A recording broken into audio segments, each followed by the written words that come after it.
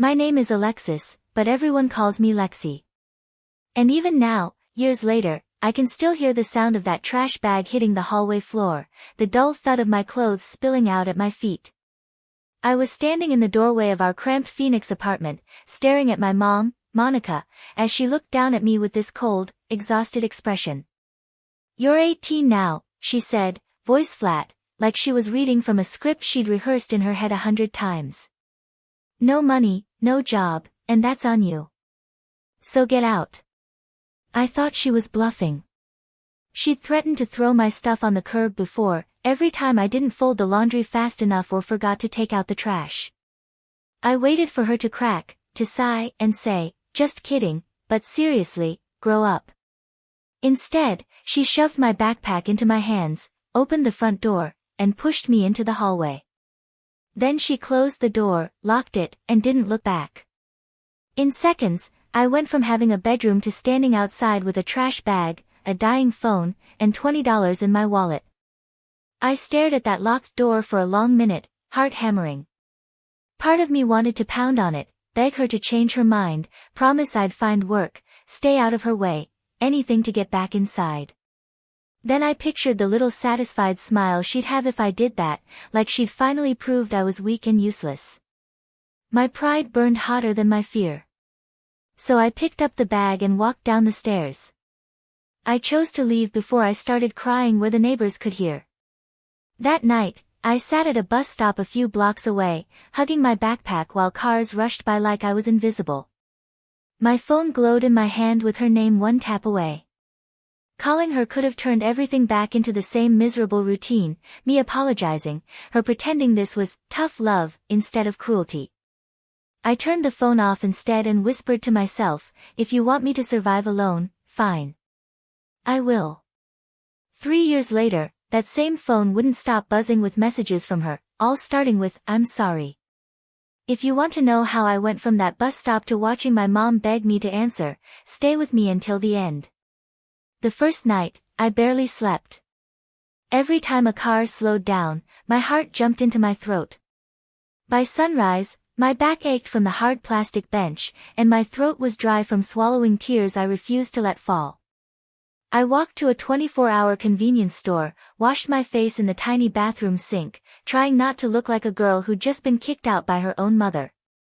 I spent $5 of my $20 on a cheap breakfast sandwich and the smallest coffee they sold. Staring at the receipt felt like an insult, 1/4 of my money gone, and I had no plan. For the first few hours, I just walked, dragging my trash bag from strip mall to strip mall, pushing open cafe doors and asking, "Are you hiring?" The answers were almost always the same, "Not right now. Leave a resume online. Come back when we're less busy." I'd never felt more invisible in my own city. By late afternoon, the Arizona heat wrapped around me like a heavy blanket. I ended up wandering into a church basement with a sign that read, "Free meals on Tuesdays and Thursdays."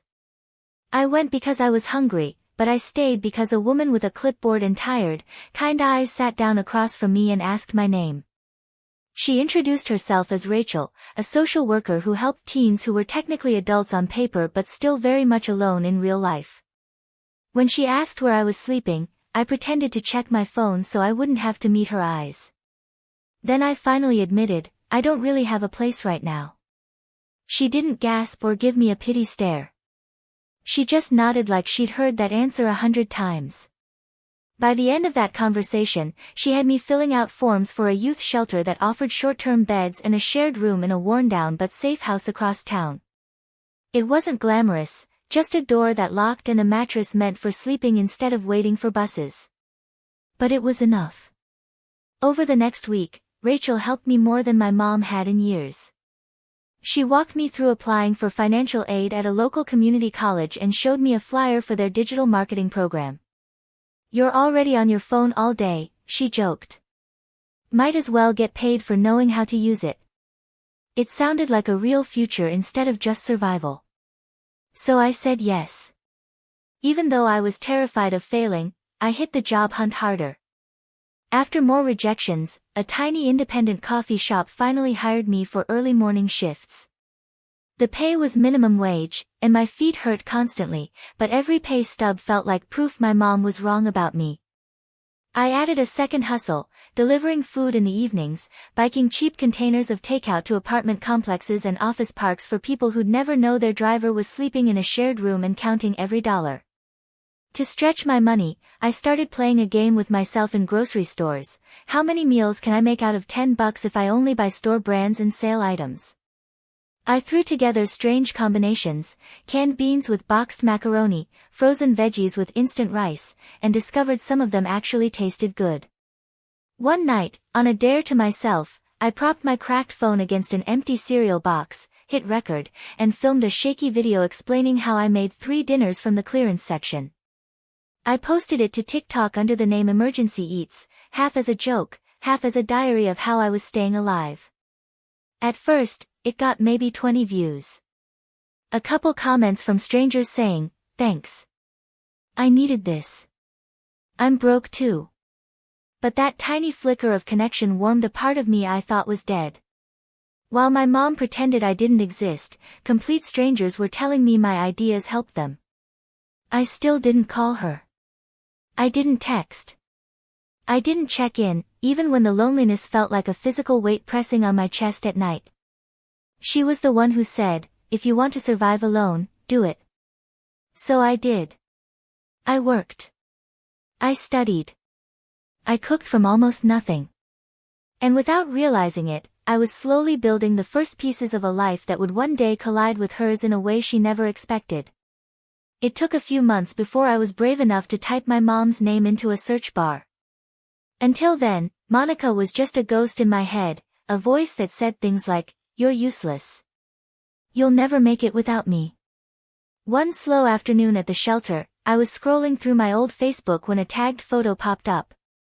I almost scrolled past it until I recognized the profile picture in the corner, my mom, smiling like she'd never slammed a door in my life. In the photo, she stood next to a man in a crisp button-down and a teenage girl in a sparkly dress. All 3 of them posed in front of a shiny SUV outside a big stucco house in a nice Phoenix suburb. The caption read, "Dinner with the Harpers. Love this little family." My stomach twisted. I clicked on the man's profile, Elliot Harper, owner of Harper Auto in Detail, a chain of high-end auto shops. His timeline was full of custom cars, charity events, and photos of him and my mom at fundraisers, her wearing a dress I knew she couldn't have bought on a hotel assistant manager's salary. The teenage girl was tagged too, Kayla Harper, 17. All winged eyeliner and designer sneakers, posting haul videos from luxury malls like it was nothing. What hit hardest was my mom's caption under one of Kayla's photos, "So proud of my girl. She turned my life around after a really hard season." There was no sign I'd ever existed. No old photos. No mention of a daughter who'd supposedly run off to travel the world. It was like she deleted me and installed an upgraded model. Curiosity buzzed louder than the hurt, so I dug deeper. On one of Monica's posts, an old neighbor commented, "How's Alexis doing? Haven't seen her in forever." My mom replied, "Oh, she left home to travel and figure herself out. She doesn't really keep in touch." I sat there in the shelter common room, staring at those words. In her version, she didn't kick me out with a trash bag. I just drifted away like some free spirit who chose not to call. That lie stung almost more than the night itself.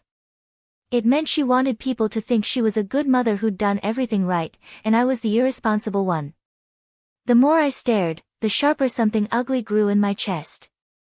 I remembered the weekends in high school I skipped hanging out with friends to work extra shifts, stuffing cash into an envelope labeled college. That envelope had been my lifeline. The night she threw me out, there'd been no time to grab it. Now, with my heart already cracked open, I checked my old bank account, the one I'd used to deposit paychecks when the envelope got too full.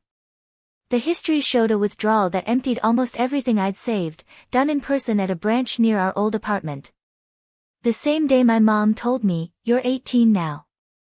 I'm done." I remembered her insisting she needed my debit card to check something, brushing off my questions with, "Do you not trust your own mother?" I'd trusted her enough to hand it over. She'd used my savings to step into this shiny new life with the Harpers, then told the world I'd wandered off by choice. I felt my hands shaking as I scrolled through picture after picture of dinners, vacations, new clothes. My ramen and clearance vegetables suddenly tasted different in my memory, like they were seasoned with someone else's stolen money. For a second, I wanted to smash my phone and pretend I didn't know. But another part of me, the part that had figured out how to turn $10 into 3 days of meals, knew knowledge was power. Seeing how far she was willing to go to erase me didn't just hurt. It clarified something. My mom hadn't made a mistake in anger. She'd made a choice.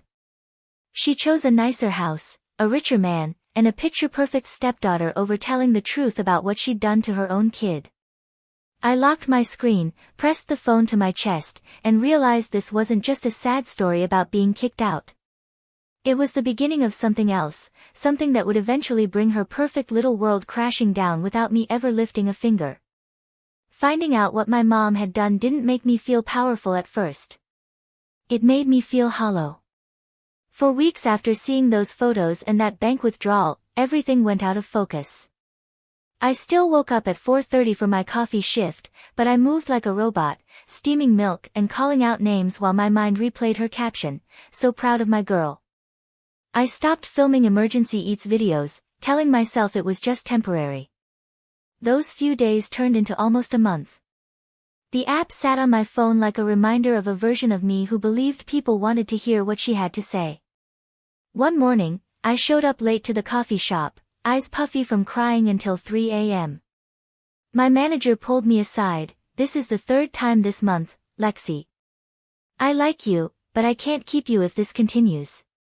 Hearing those words snapped me back to the bus stop, the feeling of being one mistake away from having nowhere to sleep. I apologized, promised to get it together, and barely made it through the shift without breaking down. That afternoon, I went to see Rachel. She took one look at my face and said, "Close the door. Sit.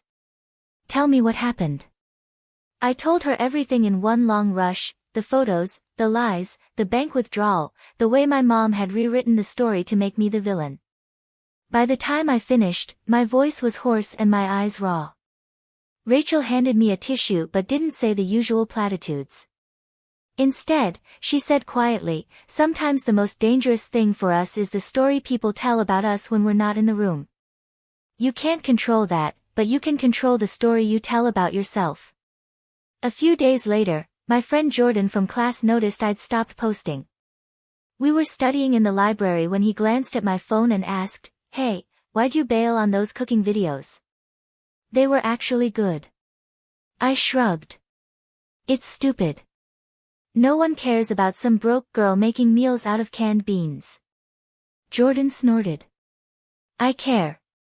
And apparently the 50,000 people who watched your last video care too. Most people would kill for that kind of engagement."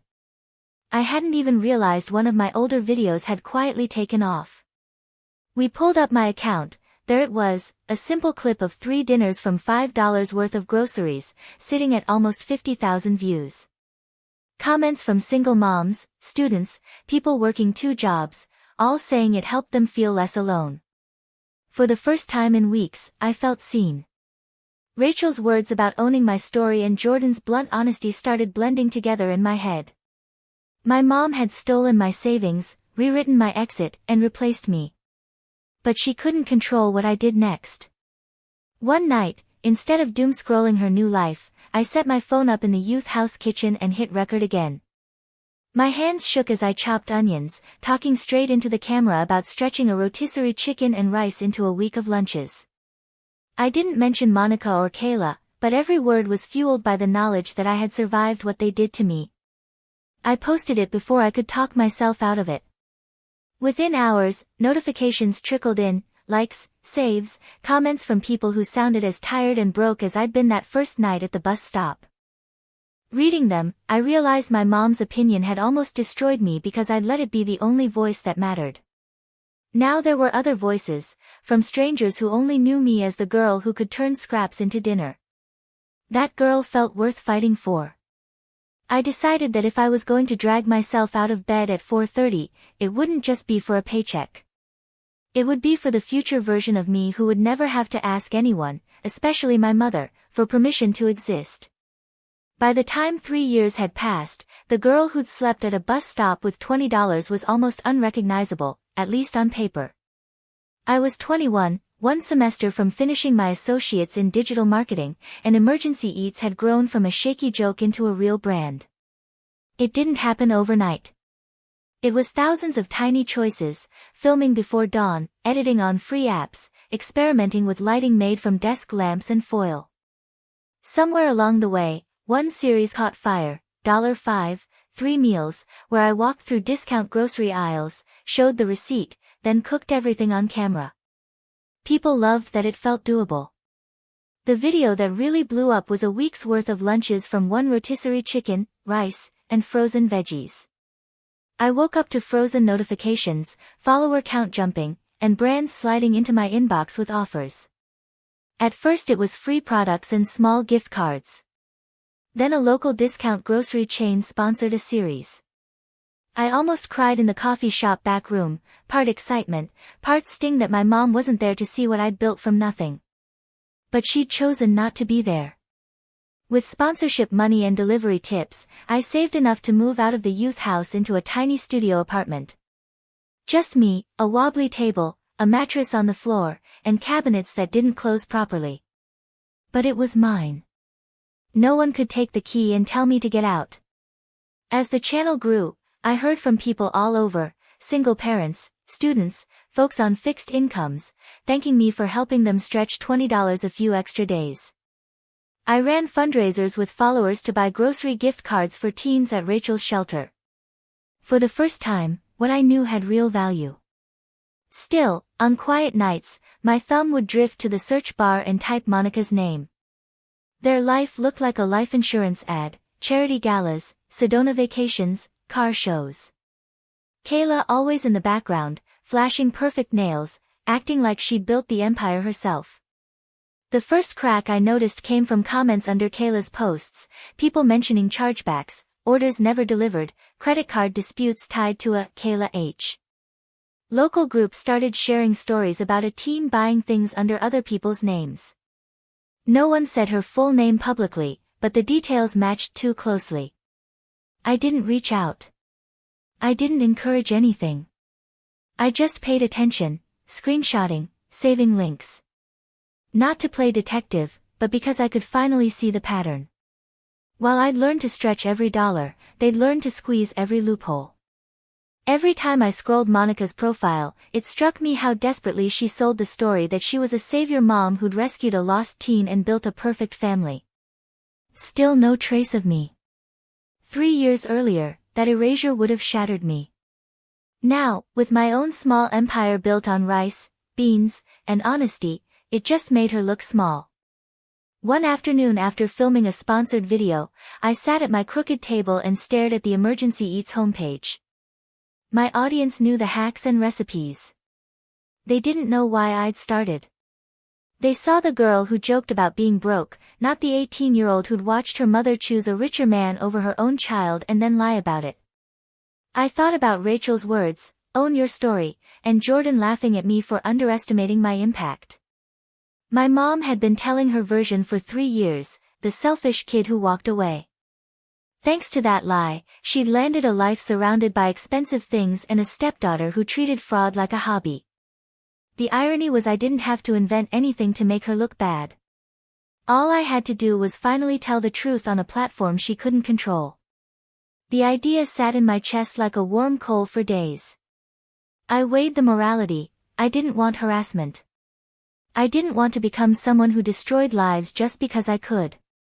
But this wasn't petty. It was about a pattern of lying, stealing, and rewriting reality at someone else's expense, including her own kid. One night while editing a recipe video, I opened a new project and titled it, "My Mom Kicked Me Out at 18 with No Money and No Job." I stared at the words a long time, then closed my eyes and hit save. I didn't hit record for weeks. The file just sat there, staring back every time I opened my editing software. I kept telling myself I was too busy with recipes and brand deals. But really, I was stalling, because once I put it out there, there was no taking it back. One night in my tiny studio, desert heat still clinging to the walls long after sunset, I set up my phone on the tripod. No bags of rice or cans of beans this time.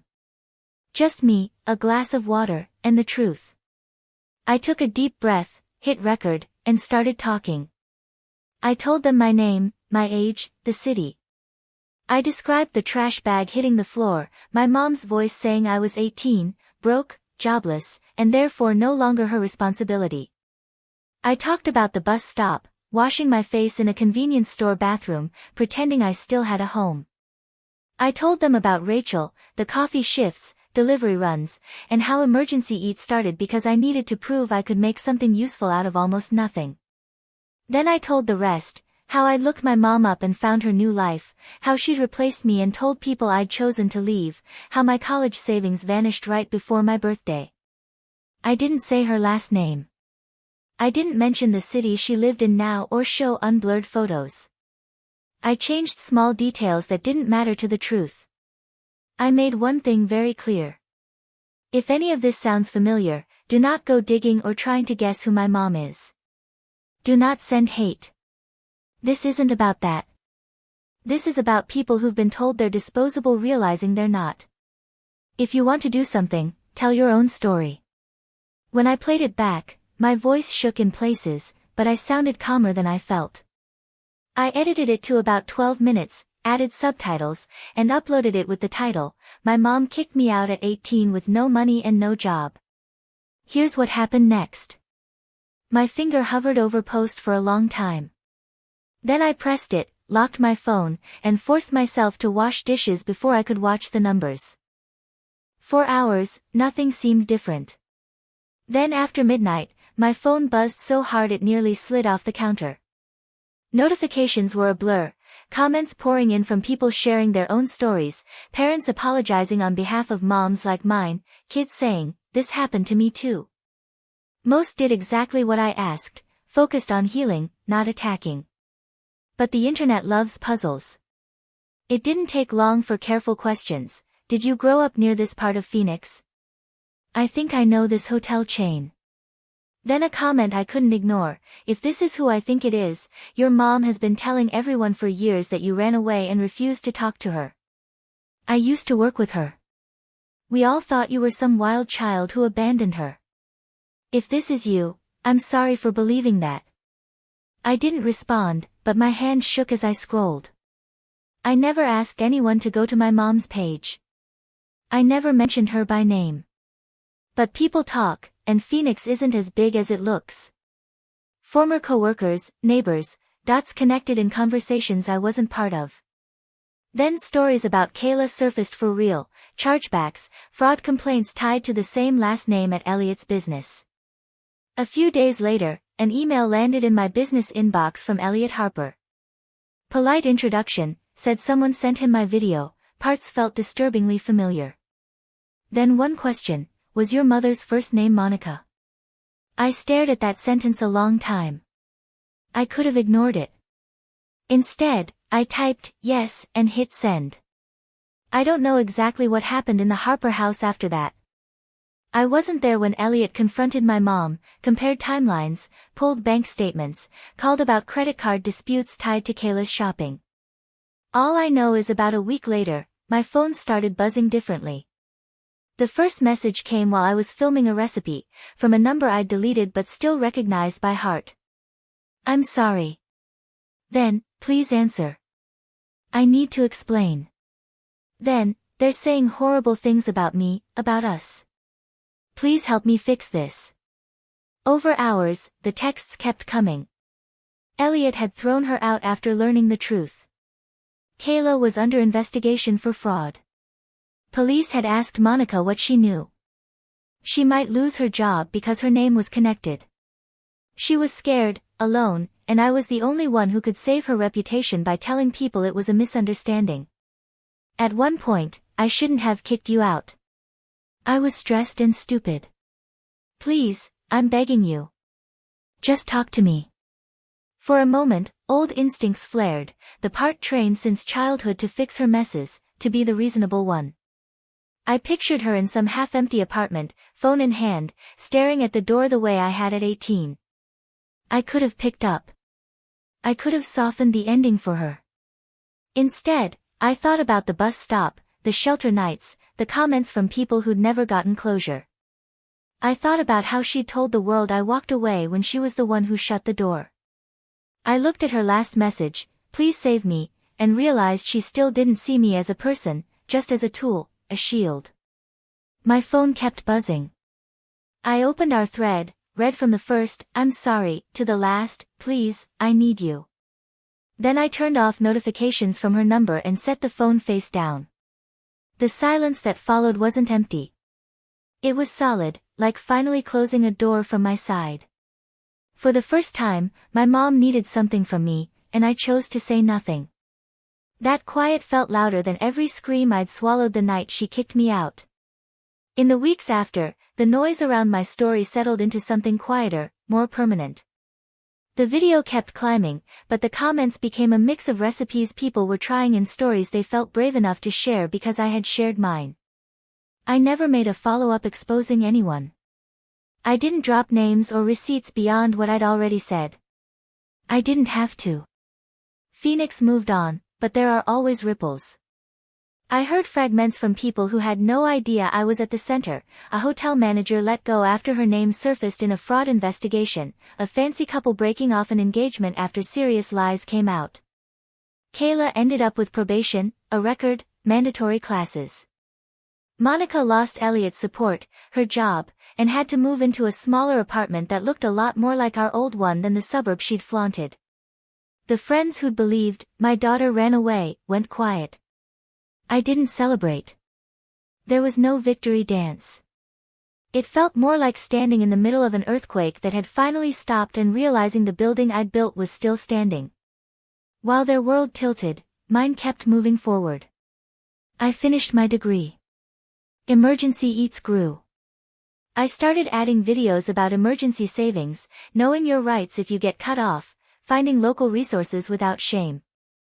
I partnered with Rachel's Shelter to create a small grant fund, grocery gift cards and kitchen starter kits for teens aging out or leaving unsafe homes. We do live Zoom classes where I teach them to cook with whatever they can afford that week. Those are the days I wish I could go back to 18-year-old me at that bus stop and whisper, "One day you'll feed people who are exactly where you're sitting right now." Rachel still checks in like an unofficial aunt. Jordan loves reminding me he called my videos valuable first. There are nights I still think about my mom, not the Instagram version, but the woman who chain-smoked outside our apartment when rent was due and snapped at me because she had no one else to take it out on. I picture her scrolling, seeing my face on someone's For You page, realizing ignoring me didn't erase me. I haven't blocked her number. I just don't answer. It's not about punishing her anymore. It's about protecting the life I fought for.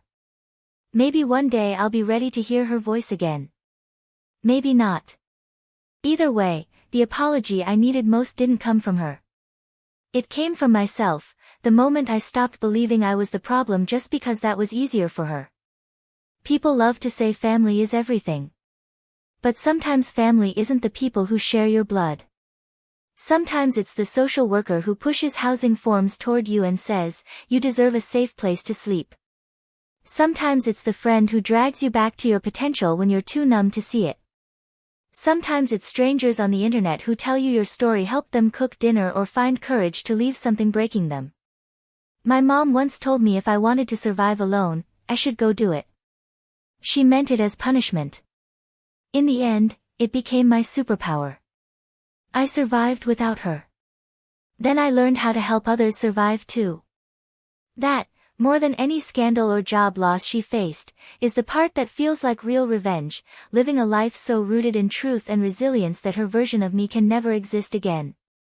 So if any part of this sounds uncomfortably familiar, if you've ever been told you're ungrateful or dramatic for noticing how someone is hurting you, I hope you hear this clearly. You are not crazy for wanting better. You are not selfish for setting boundaries, even with the people who raised you. And if you feel safe sharing, tell your story, not to destroy anyone, but to remind someone else huddled at their own metaphorical bus stop that they are not as alone or as disposable as they've been told. If you've been through something like this, or helped someone through it, what was the moment that made you realize you were stronger than the story someone else tried to write about you? Drop it in the comments. I read them all. Thank you for staying until the end. See you in the next one.